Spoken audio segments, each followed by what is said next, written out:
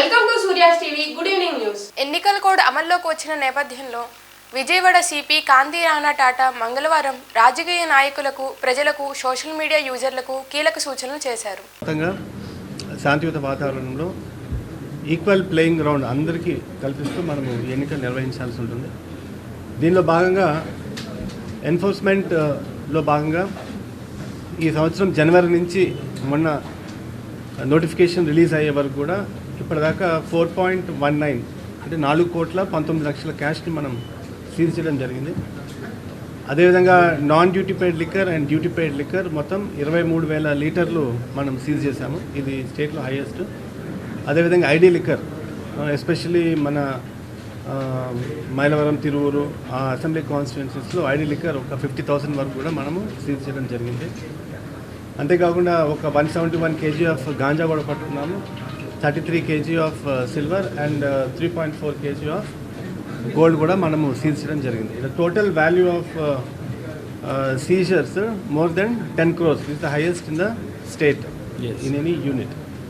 So ఈ విధంగా మనం ఎలక్షన్ కమిషన్ గైడ్లైన్స్ ప్రకారం కూడా అదేవిధంగా మన డీజీపీ ఆఫీసు, డీజీపీ గారి పర్యవేక్షణలో ఈ రకంగా మనం ఎన్ఫోర్స్మెంట్ వర్క్ అయితే చేయడం జరుగుతుంది. తర్వాత కోడ్ వచ్చిన తర్వాత కూడా లాస్ట్ 2 daysలో కూడా మనకి 48 lakhs మనం చెక్ పోస్ట్ దగ్గర సీజ్ చేశాం. ఇప్పుడు అమౌంట్ సీజ్ చేసిన తర్వాత అది అమౌంట్ మోర్ దెన్ 10 lakhs ఉంటే మనం ఇన్కమ్ ట్యాక్స్ పంపించాల్సి ఉంటుంది. లెస్ దెన్ 10 lakhs ఉంటే మనం ఎంఆర్ఓ దగ్గర పెట్టి వాళ్ళు కరెక్ట్ అకౌంట్స్ కానీ దాని తాలూకా డీటెయిల్స్ కానీ మనీ ఎక్కడి నుంచి వచ్చింది బీజేపీ పార్టీ తరపున పశ్చిమ నుండి పోటీ చేయాలని భావిస్తున్నారని Andhra Pradesh federation of chamber of commerce and industry అధ్యక్షులు వక్కలగడ్డ భాస్కర్ రావు తెలిపారు. లయన్స్ క్లబ్లో గవర్నర్గా కానివ్వండి, ఏపీజీఎస్టీ అడ్వైజరీ కమిటీ మెంబర్గా, రైల్వే జోనల్ అడ్వైజరీ కమిటీ మెంబర్గా, ఈపీఎఫ్ ఎంప్లాయీ ప్రావిడెంట్ ఫండ్లో ఒక అడ్వైజరీ కమిటీగా, ఇండస్ట్రియల్ కారిడార్లో ఒక అడ్వైజరీ కమిటీ మెంబర్గా ఎన్నో ప్రయత్నాలు చేశాం. ఆనాడు సింగపూర్ నుంచి మన ఆంధ్రప్రదేశ్కి ఒక మంచి కమిటీని తీసుకొచ్చి వన్ సింగపూర్ ఏ రకంగా డెవలప్ అయిందో అలాగే వన్ ఆంధ్రప్రదేశ్ అవ్వాలనేటువంటి నా కళ, నా తపన, అది కూడా నేను ఆనాటి ప్రభుత్వానికి ఎంతో సహకరించాను. ఈ రోజున ఈ ఆశయంతో 3 పార్టీలు కలిసి కూటమిగా ముందుకు వెళుతున్నటువంటి ఈ సందర్భంలో నేను కూడా ప్రత్యక్షమైనటువంటి రాజకీయాల్లో రావాలనేటువంటి ఆశ, ఆలోచనతో, ఆ నాయకుల యొక్క స్ఫూర్తితో నేను బీజేపీలో నేను ఈనాడు ఎమ్మెల్యేగా కంటెస్ట్ చేయడానికి అప్లికేషన్ పెట్టడం జరిగింది. పైన పరిశీలిస్తూ జరుగుతుంది. కేంద్రం నుంచి ఆదేశాలు వస్తాయి. వచ్చిన తర్వాతే మనం దాన్ని బట్టి ముందుకు వెళ్ళాలి. ఈలోపు ఉడతా భక్తిగా నా వంతు నేను చిన్న కార్యక్రమాలు చేస్తూ ముందుకు వెళ్ళాలనే ఆలోచన. ప్రత్యక్ష రాజకీయాల్లోకి వస్తున్నాం కాబట్టి మనం ఏం చేయాలి, ఎలా ఉండాలి, మన సలహా సంప్రదింపులు ఆత్మీయులైనటువంటి మిత్రులందరూ కూడా ఇన్వైట్ చేయడం జరిగింది. వారందరూ కూడా వచ్చారు, మంచి సలహాలు, సూచనలు ఇచ్చారు. పెద్దల యొక్క బాటలోనే నేను నడుస్తానని మన 3 పార్టీల యొక్క ఆశలు, జెండానే నా జెండా అని ఈ సందర్భంగా మీ అందరికీ తెలియజేస్తూ విచ్చేసినటువంటి మిత్రులందరికీ కూడా, పుర ప్రముఖులందరికీ కూడా, వెస్ట్ నియోజకవర్గంలో ఉన్నటువంటి ప్రతి వారికి కూడా పేరు పేరున నేను ధన్యవాదాలు తెలియజేస్తూ, మీ సహకారం నాకు కావాలి, మీ తోడు నాకు కావాలి, మీ నీడ నాకు కావాలి, మీరు నాతో ఉండండి, నేను మీతో ఉంటాను అని చెప్పి తెలియజేస్తూ నమస్కరిస్తున్నాను. టీడీపీ మాజీ ఎమ్మెల్యే బోండా ఉమాకు మాజీ మంత్రి వెల్లంపల్లి శ్రీనివాస్ స్ట్రాంగ్ వార్నింగ్ ఇచ్చారు. ప్రజల్ని బోండా ఉమా భయపెడుతున్నారని, ఇలాంటి చర్యలకు పాల్పడితే చట్టపరమైన చర్యలు తీసుకుంటామని ఘాటుగా వ్యాఖ్యానించారు. పొరపాటున చంద్రబాబు కానీ ఇక్కడున్న కొబ్బరి బోండాన్ని మాత్రం ఎవరు నమ్మద్దు అసలు పొరపాటును కూడా. ఎందుకంటే ఇది పనికిరాని కొబ్బరి బోండా, నేను కూడా చెప్పాను. అది ఆ నీళ్లు తాగడానికి పనికిరావు, కుళ్ళిపోయిన కొబ్బరి బోండం అనమాట. ప్రజల్ని మోసం చేయడానికి ఇక్కడ అతను పోటీ చేస్తున్నాడు. నేను అది ఒకటే చెప్పాను, 2014 నుంచి నువ్వు 19 వరకు ఏం ఏడ్చావు, ఇక్కడ నువ్వేం చేసావు ఈ నియోజకవర్గానికి, మళ్ళీ ఓటు ఏ ముఖం పెట్టుకుని నువ్వు ఓటు అడుగుతావు. ఓటు అడిగిన ఇంక నైతిక అర్హత ఉందా? స్థలాలు కనబడితే కబ్జాలు చేయడాలు, ఏదైనా ఉంటే రౌడీజం చేయడాలు, గోండాయిజం చేయడాలు. నిన్న కూడా ఎవరో 1-2 నెలలకి వెళ్ళాయంట, మీరు కనుక మా పోటీ అయిపోతే మీ సంగతి చూస్తామని. అటువంటి వ్యక్తి మనకు అవసరమా? రౌడీజం చేసే వ్యక్తి మనకు అవసరమా? గోండాయిజం చేసే వ్యక్తి మనకు అవసరమా? తరిమి కొట్టండి. మీ అందరికీ నేను తోడుగా ఉంటాను. ఆ కొబ్బరి బొంగ నడ్డు కూడా నేను తోడుగా ఉంటాను, గుర్తుపెట్టుకోండి. ఎందుకంటే ప్రతిరోజు కూడా భయపెడుతున్నాడు ప్రతి ఒక్కరిని కూడా, జాగ్రత్తగా ఉండండి అని చెప్పని. నేను ఒక్కటే చెప్తున్నా, బాగున్నామా, నీ రౌడీజాలు, గోండాయిజాలు గతంలో జరిగినాయేమో, ఇప్పుడు పొరపాటున కూడా జరగనివ్వను. పిచ్చి పిచ్చి వేషాలు వేసి ప్రజల్ని ఇబ్బంది పెట్టినా కానీ ఊరుకునే ప్రసక్తే లేదు. నేను బోండమ్మకి స్ట్రైట్గా వార్నింగ్ ఇస్తున్నాను. నీకు దమ్ము ధైర్యం ఉంటే ప్రజల్ని రిక్వెస్ట్ చేసి అడుగు. బెదిరిస్తే మాత్రం మా దృష్టికి ఇప్పటికే 2-3 చెప్పారు. ఇంక మరొకసారి ఎవరైనా చెప్తే మాత్రం నీ మీద కఠిన చర్యలు ఉంటాయని మాత్రం బోండమ్మని హెచ్చరిస్తున్నాను. విజయవాడ మున్సిపల్ కార్పొరేషన్ వెహికల్ డిపోలో ఏసీబీ అధికారులు సోమవారం దాడులు చేపట్టారు. ఈరోజు ఆంధ్రప్రదేశ్ రాష్ట్ర ఏసీబీ డైరెక్టర్ జనరల్ గారైన శ్రీ కేవీ రాజేంద్రనాథ్ రెడ్డి గారి ఆదేశాల మేరకు మాకు వచ్చిన కంప్లైంట్ మేర ఈరోజు విజయవాడ మున్సిపల్ కార్పొరేషన్ ఈ వెహికల్ డిపో ఉన్న ఈ గారి ఆఫీస్ నందు ఇన్ఛార్జ్ ఏఈగా పనిచేస్తున్న వేస్ట్ మేనేజ్మెంట్ దాంట్లో ఏఈగా పనిచేస్తున్న తోట ఈశ్వర్ కుమార్ అనే అతన్ని 50,000 రూపాయలు కాంట్రాక్టర్ దగ్గర నుంచి లంచం తీసుకున్నట్టుగా మేము ట్రాప్ చేసి పట్టుకోవడం జరిగింది. అతని పేరు సద్దాం హుసేన్ అనే అతను కాంట్రాక్టర్, వేస్ట్ మెటీరియల్ పర్చేజ్ చేస్తూ ఉంటాడు. దాని గురించి అతన్ని ఈరోజు ట్రాప్ చేసి పట్టుకోవడం జరిగింది. 50,000 రూపాయలు లంచం తీసుకుంటుండగా మేము రెడీ అయినట్టుగా పట్టుకోవడం జరిగింది. గతంలో అతని మీద ఏమైనా కేసు ఉందా సార్? ఇతని గురించి మీకు చెప్పాలంటే ఇతను ఎందుకు ఇది జరిగింది అంటే ఇతనికి విజయవాడ మున్సిపల్ కమిషనర్ గారు వర్క్ ఆర్డర్ ఇవ్వడం జరిగింది. వర్క్ ఆర్డర్ మేర ఈయన కాంట్రాక్టు వర్క్ జరగాలి. వర్క్ జరిగే టైంలో ఏమైందంటే ఈ ప్లేస్లో ఉన్న ఇన్ఛార్జ్ తోట ఈశ్వర్ కుమార్ చేయవలసిన పని ఏంటంటే అగ్రిమెంట్ తయారు చేసి వర్క్ ఆర్డర్ను ప్రాసెస్ చేసే విధానం ఉందన్నమాట. ఆ ప్రాసెస్ చేసే విధానంలో ఇతను లంచం గురించి పెండింగ్ పెట్టి అతను లంచం డిమాండ్ చేశాడు. ఆ లంచం డిమాండ్ చేయడం మీద ఫిర్యాదుదారుడైన షేక్ సద్దాం హుసేన్ ఏం చేశాడంటే లంచం ఇవ్వడం ఇష్టం లేక మా ఏసీబీ ఆఫీస్కి, విజయవాడ రేంజ్ ఆఫీస్ ఏసీబీ ఆఫీస్కి వచ్చి అతను మాకు ఫిర్యాదు చేయడం జరిగింది.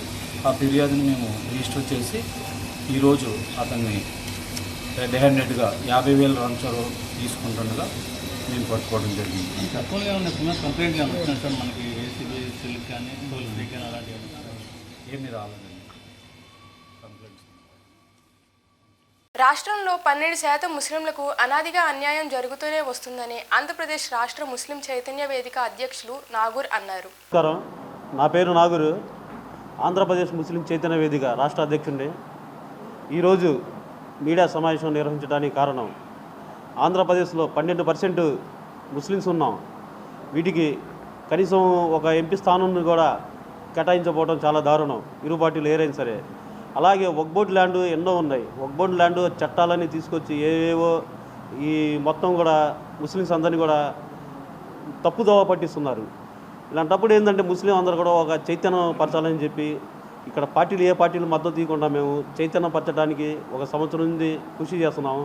అదేవిధంగా ఈరోజు కూడా ఏ పార్టీకి మేము మద్దతు లేకుండా ఓన్లీ ముస్లిమ్స్ మన స్థితిగతులు తెలుసుకొని మనందరూ కూడా ఐక్యతంగా ఉండాలి. ఏ పార్టీలు కూడా మనకు ఏ న్యాయం చేయట్లేదు. ఇప్పటికైనా కానీ మనకు ఏ అంశం మీద ముందుకు వెళ్ళాలో అనే అంశం మీద ఈరోజు మీడియా సమావేశం నిర్వహించడం జరిగింది.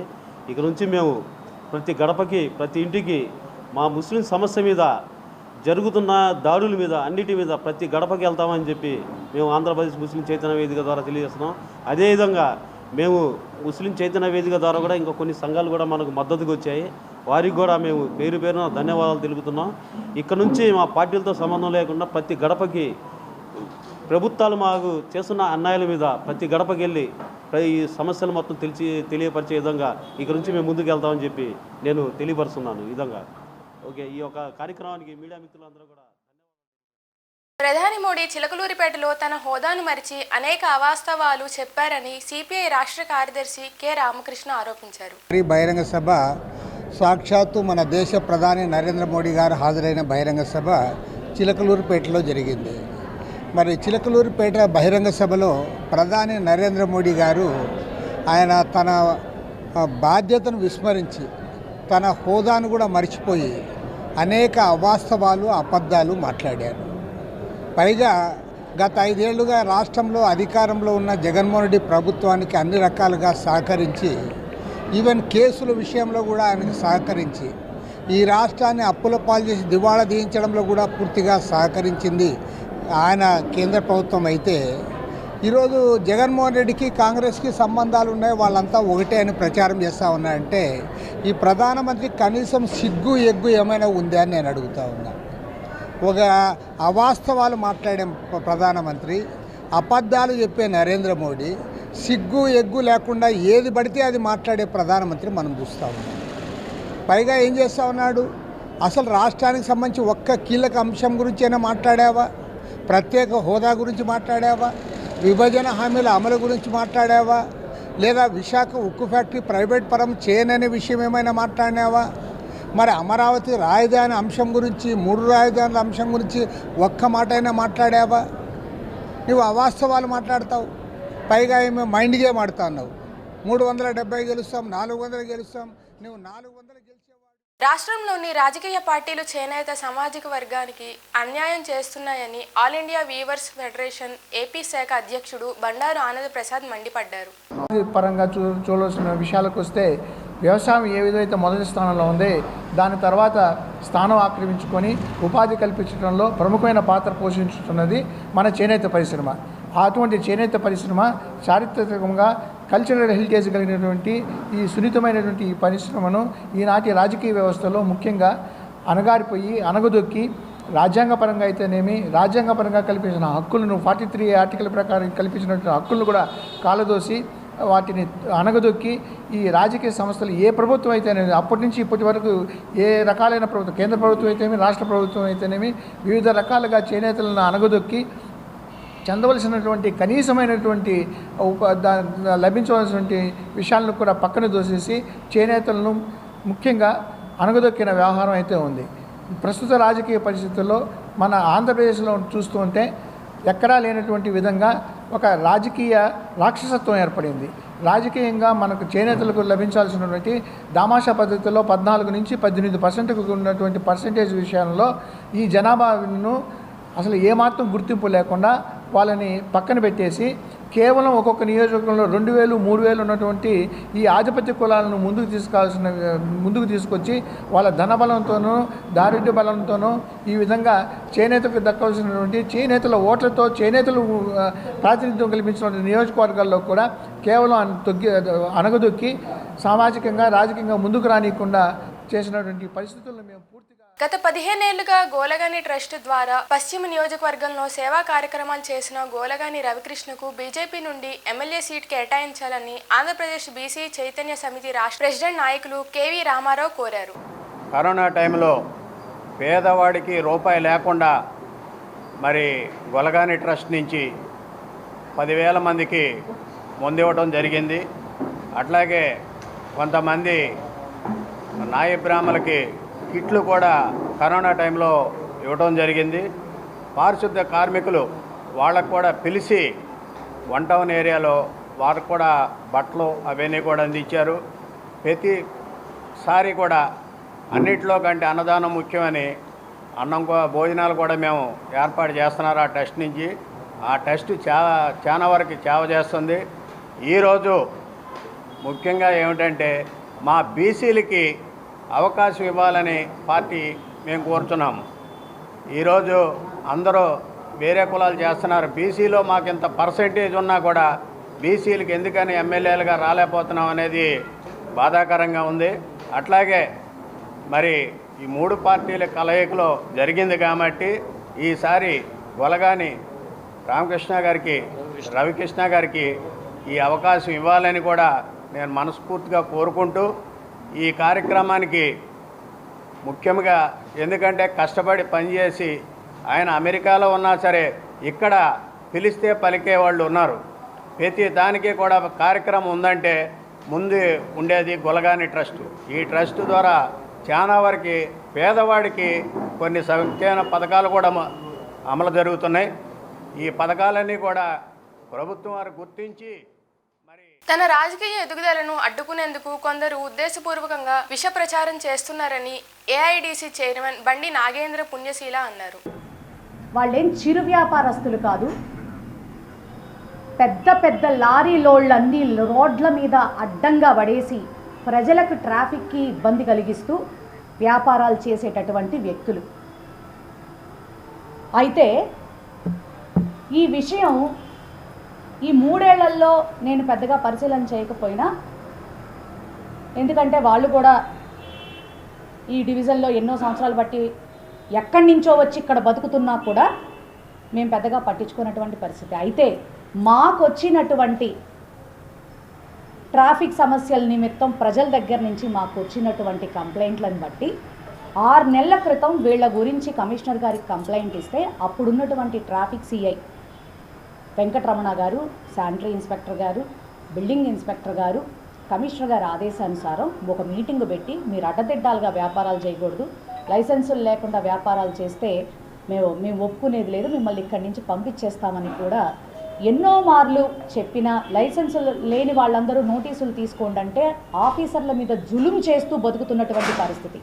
మా వెనకాల వాళ్ళున్నారు వీళ్ళున్నారు అని బెదిరిస్తూ అధికారుల్ని బెదిరిస్తారు, ప్రజాప్రతినిధులుగా మమ్మల్ని కూడా బెదిరిస్తారు. అది పరిస్థితి.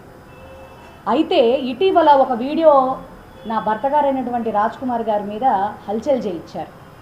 వాస్తవానికి ఈ 12 ఏళ్ల మా ప్రయాణంలో ఎప్పుడూ కూడా అడ్మినిస్ట్రేషన్ పరంగా ఏనాడు ఆయన ఎన్డీఏ కూటమి అభ్యర్థిగా విజయవాడ పశ్చిమ నియోజకవర్గంలో పోతిన మహేష్కే సీటు ఇవ్వాలని డిమాండ్ చేస్తూ ఆ పార్టీ శ్రేణులు నిరసనలు కొనసాగిస్తూనే ఉన్నారు.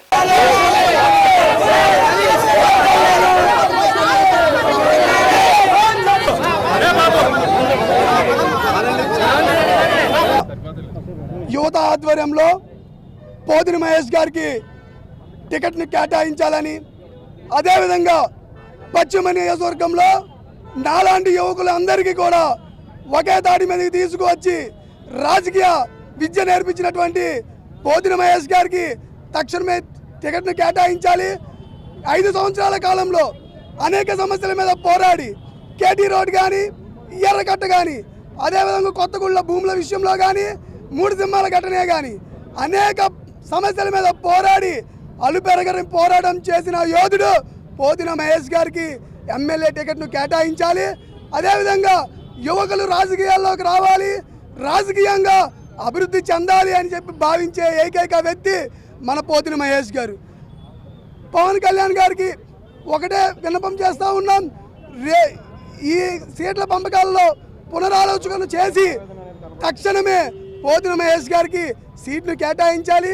మీరు పవన్ కళ్యాణ్ గారు బీసీలకు అండగా ఉంటానని, నగరాల కులానికి అండగా ఉంటానని చెప్పి మిమ్మల్ని అందరినీ మీ మీద మాకు సంపూర్ణ విశ్వాసం నమ్మకం ఉంది. కావున పోతిన మహేష్ గారికి టికెట్ను కేటాయిస్తారని మనస్ఫూర్తిగా కోరుకుంటా ఉన్నాం. ఈ వార్తలు ఇంతటితో సమాప్తం.